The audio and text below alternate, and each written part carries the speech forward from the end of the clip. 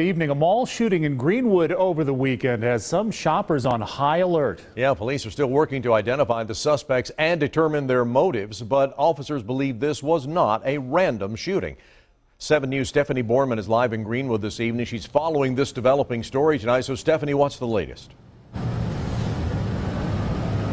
So even in the early stages of this investigation, police felt confident that the suspects were after one specific individual. They've worked tirelessly over the weekend to try to piece together the evidence, and they're confident they'll be able to identify the suspects over the next few days.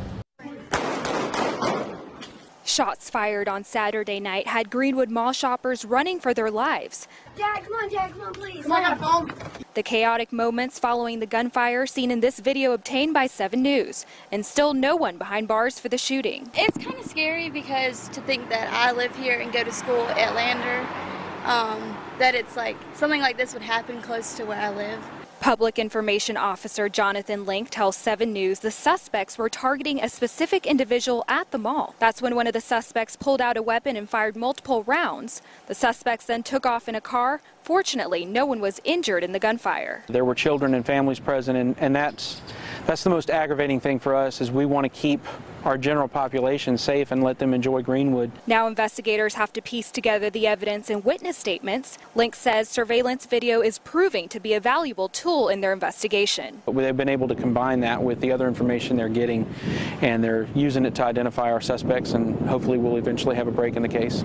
In a statement to 7 News, the mall property owners, Whole Property Group, says they believe the individuals involved were engaged in an isolated dispute prior to entering the mall. They go on to say that safety and security is of the utmost importance and will continue working with officers to maintain law and order in the mall. I just think it's ridiculous, how society has come to this with the people shooting. I mean, you can't go nowhere and feel safe anymore. The mall does have a private company that provides security, but Greenwood officers are making an effort to be more visible at the mall over the course of the next few days. Reporting live, Stephanie Borman, 7 News. So, Stephanie, prior to the shooting, do we know if police or even mall security have been given notice that by anyone that there could be trouble at the mall that night? As far as I'm concerned, Tom, no one knows of any. They weren't aware that anything was going to take place before the shooting actually happened on Saturday night. All right, we'll see if these videos can help give police the break they need. Stephanie, thank you.